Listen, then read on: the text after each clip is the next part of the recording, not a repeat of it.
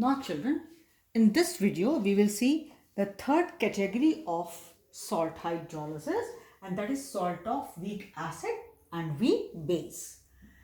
Example, ammonium acetate, ammonium cyanide. Now you see, to this if you add water children, ammonium acetate plus water gives you CH3COOH, acetic acid, and ammonium hydroxide. Or ammonium cyanide plus water gives you NH4OH plus HCN. So you see children, you have fair idea that organic acids are weak acids. So this organic acid is a weak acid, and out of all the common hydroxides or bases we know very well that ammonium hydroxide is a weak base. So ultimately weak acid, weak base, hence resultant solution will be either slightly acidic or slightly basic or even almost neutral. Nobody knows.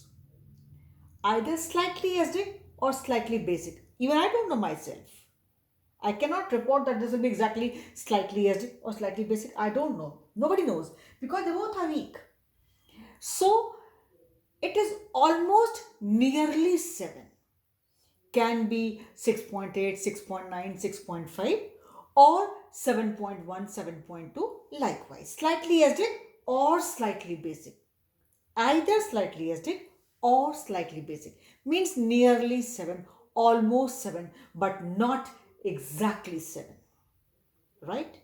So it was this. So resultant solution will be almost neutral. It will be almost neutral. Say range, let's say, will be from, I'm just approximately saying 6.5 to 7.5, say like this, or say 8 at the most, because 7 is neutral. So 6.5 to 7.5 or 7.8, likewise, approximate. So pH almost 7. 6.5, 6.8, 6.9, or say that side 7.1, 7.2, likewise, right? Either little less than 7 or little more than 7. So it is almost neutral, or say pH nearly 7, approximately 7, but not exactly 7. And as I told you, weaker component is responsible for hydrolysis. So here, as we have already seen, the resultant solution will be either slightly acidic or slightly basic. Here, the anion is also weak, acetate as well as ammonium both are weak. Hence, it undergoes cationic as well as anionic hydrolysis. Salt, where both the components are weak, acid and base both are weak, cation and anion are coming from both the weak acids and bases respectively. They undergo cationic and anionic hydrolysis. As I told you, the name goes after the weaker component. So here cation, as cation NH4 plus coming from weak base, anion acetate ion coming from weak acid. Since they both are weak, hence it undergoes cationic plus anionic hydrolysis, or we say it undergoes cationic anionic hydrolysis. Then children, we have very clearly seen pH nearly 7, almost 7. Then rarely absolutely neutral, rarely, I would say almost rare. I have not come across any example where I can say pH in this case is exactly 7, because truly speaking we say pH 7 means it has not undergone hydrolysis, rather it has undergone neutralization. It can be nearly 7 children. Within practical limits you can say it is 7. Practically you can say it is 7, but will not be exactly 7. Will be almost 7. Now, KH is equal to H square. Children, in this formula of KH, remember we do not have C.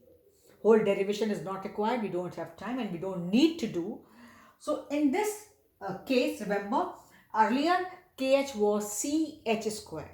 KH, hydrolysis constant, is equal to CH square, was, when one component was weak. But when they both are weak, the C component is not there, KH is equal to H square.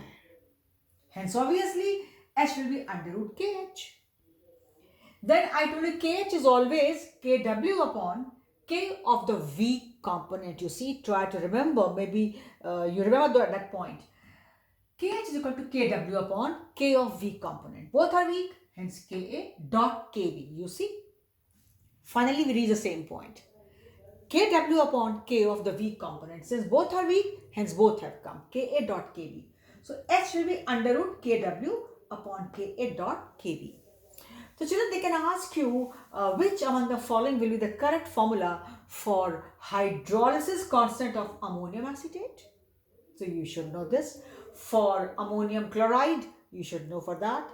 For ammonium acetate, the previous case. So you should know this formula for KH, etc. Even H. So you should know all these points very properly, very sincerely. Then comes the formula for pH. Formula slightly different from the previous cases. Here, pH is equal to half pKw. It was same in all the cases. Children, then you know, whenever we have pKa in the formula, it was always plus. And whenever we have pKb in the formula, it is always minus pKb. You try and see it for yourself. Previously, we used to the formula half pKw plus pKa plus log C. That we had when our salt was of weak acid and strong base. When we had salt of weak base and strong acid, like in the previous case, the previous case was strong base and weak acid, sodium acetate. Then we had half pKw minus pKb minus log C. You check it yourself. But in this formula, firstly, there is no log C, because there is no log C in this formula.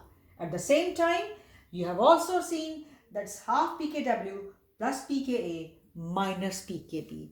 And you can see yourself in the formula, whenever we have pKa, it comes with plus, and whenever we have had pKb, it was always minus pKb, and there's no log C in the table. One can simply ask you the formula. What will be the correct formula for the calculation of pH of ammonium acetate, ammonium cyanide? So this will be the formula you need to know. They might give you two others. Formula A, B, C, then they can say any of the above or all the above or none of the above. So this will be the correct formula for ammonium acetate. And similarly, you should know formulas for the previous two cases properly and sincerely. Then children, solution will be either weakly acidic or weakly basic or almost neutral. Rarely absolutely neutral. I'm saying rarely, and frankly, and this rarely is also within practical limits. Otherwise, no. Because, a note, a salt of strong acid and strong base never undergoes hydrolysis. It undergoes neutralization. Here, the resultant solution is exactly neutral and pH is exactly 7. Example, NaCl, K2SO4, it can be KCl, it can be KNO3, all those salts which are made up of strong acid and strong base. Their resultant solutions are always exactly neutral and pH is exactly 7.